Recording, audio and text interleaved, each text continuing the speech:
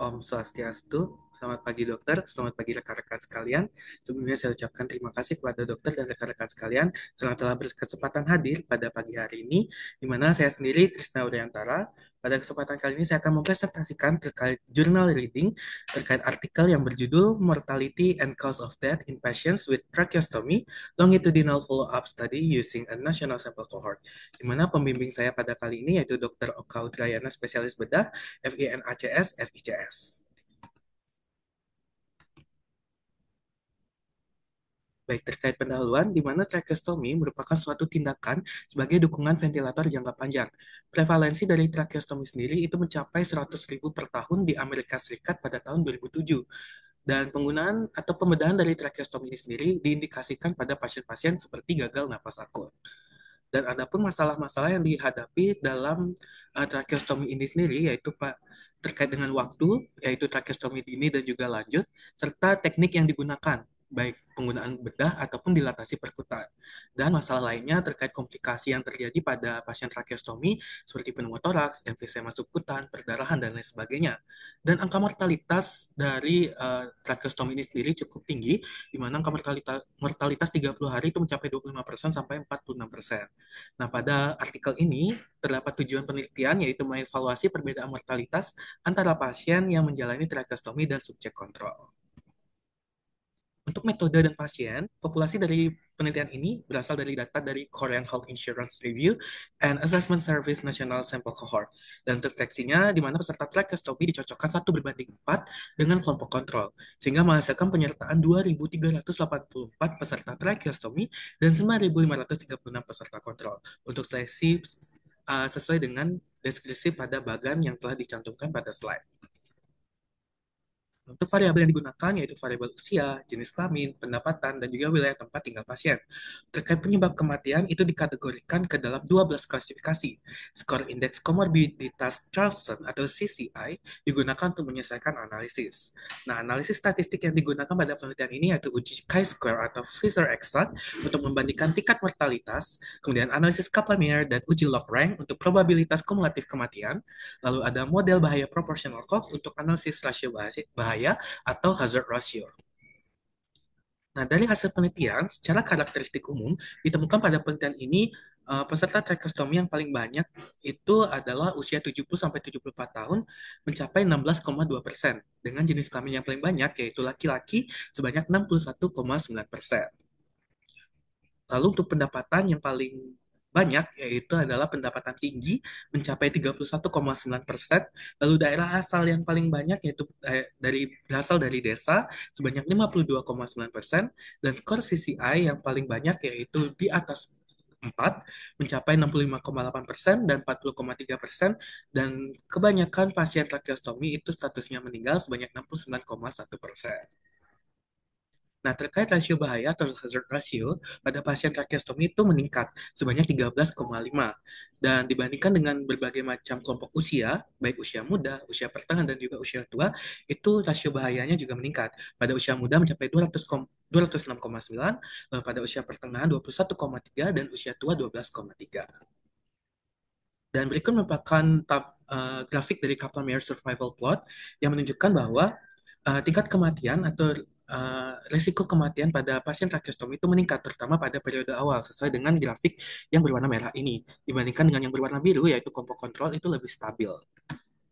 Dan berdasarkan usia, Kaplan-Meier survival plotnya itu yang paling memiliki risiko tingkat kematian yang lebih tinggi yaitu usia di atas 60 tahun yang ditunjukkan dengan grafik berwarna hijau, 50-59 tahun, dan usia di bawah 30 tahun.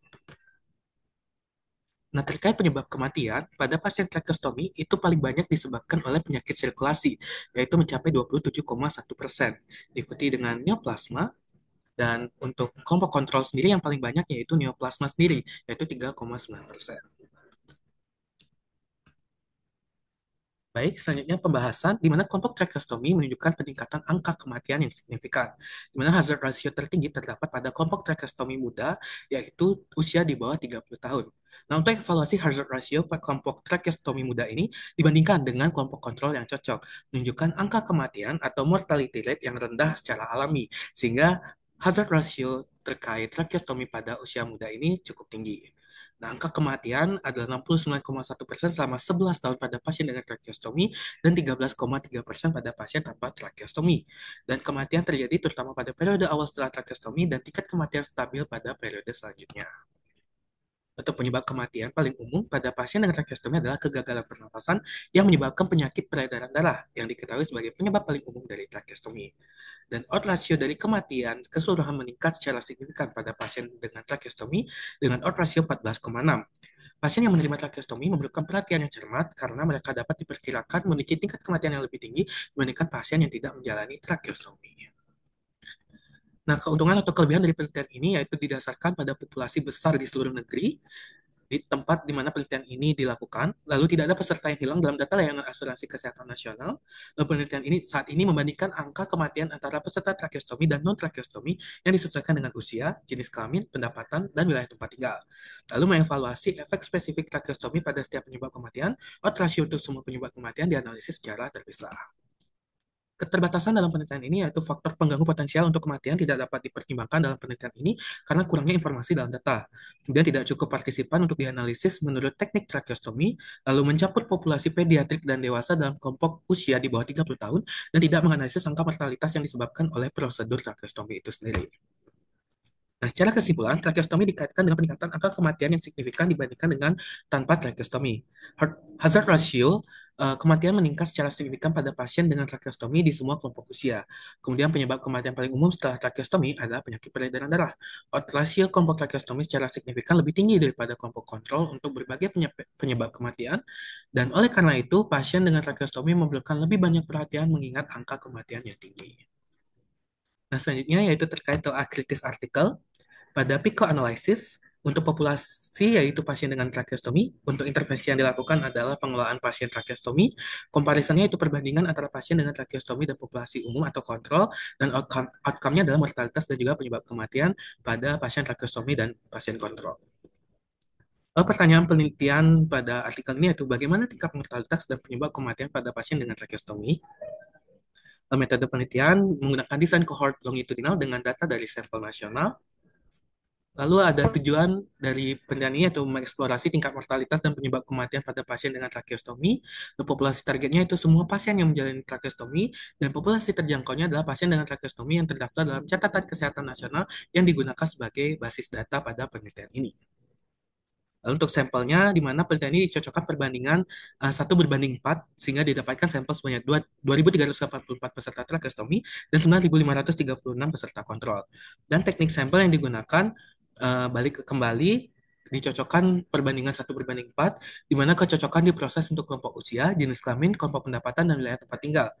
Nah, untuk mencegah bias seleksi saat memilih peserta yang cocok, peserta kelompok kontrol diurutkan menggunakan urutan nomor acak dan kemudian dipilih dari atas ke bawah.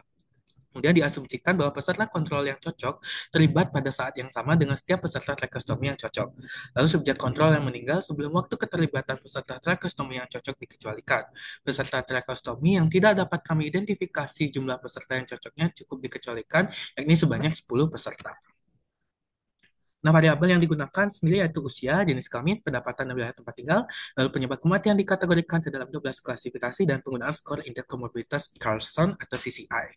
Dan instrumen yang digunakan yaitu data dari Coronary Health Insurance Review and Assessment Service National Sample Cohort, lalu analisis statistik yang digunakan yaitu uji chi-square atau Fisher exact, analisis Kaplan-Meier, dan uji log-rank, dan model bahaya professional Cox yang terstratifikasi. Nah, kelebihan dari penelitian ini sendiri yaitu penggunaan desain longitudinal, penggunaan sampel nasional, penerapan analisis multivariat, dan temuan penelitian memiliki implikasi langsung untuk praktik klinis. Kekurangan dari artikel ini sendiri yaitu keterbatasan data yang mana bergantung pada data dari catatan kesehatan, lalu kriteria inklusi dan eksklusi yang tidak jelas dijelaskan pada penelitian ini, lalu analisis tidak cukup dan dalam mengenai faktor-faktor yang mungkin mempengaruhi hasil, dan diskusi bisa lebih dalam mengenai langkah-langkah spesifik yang dapat diambil. Nah, secara validitas, potensi validitas internal pada penelitian ini baik karena menggunakan desain longitudinal dan data dari catatan kesehatan nasional yang luas. Dan secara eksternal, itu juga signifikan karena penggunaan sampel nasional yang meningkatkan generalisasi temuan. Nah, untuk importance atau kepentingan dari penelitian ini dapat memberikan wawasan mendalam tentang tingkat mortalitas dan penyebab kematian di antara pasien trakeostomi, dan menambah literatur yang ada tentang manajemen pasien trakeostomi dan memperluas pemahaman tentang risiko mortalitas. Dan untuk penerapannya sendiri, temuan dari artikel ini dapat diterapkan dalam konteks klinis untuk meningkatkan pengelolaan pasien dengan trakeostomi. Nah, hasil penelitian ini juga membuka peluang untuk penelitian lebih lanjut, termasuk studi tentang intervensi spesifik yang dapat mengurangi mortalitas di kelompok pasien yang di trakeostomi. Baiklah, sekian presentasi dari saya terkait jurnal reading pada pagi hari ini. Saya ucapkan terima kasih atas perhatiannya. Mohon apabila terdapat hal yang kurang berkenan. Saya ucapkan terima kasih dan Om Santi, Santi, Santi Om.